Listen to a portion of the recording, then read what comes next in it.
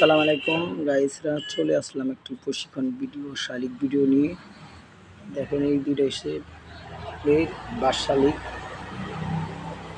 এই সাপের ময়না ছত। আপনারা দিনের মধ্যে 3 বেলা খাইবেন। সকাল একবার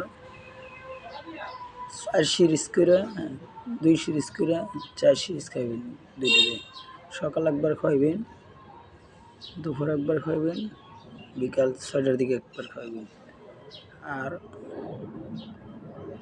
হাতেলে কান্দেলে মাথালে অভ্যাস করবেন। প্রতিদিন 1 ঘন্টা করে রোদ খাইবেন, না পাটে পেট খাইবেন, পানির গুলায় স্যালাইন খাইবেন।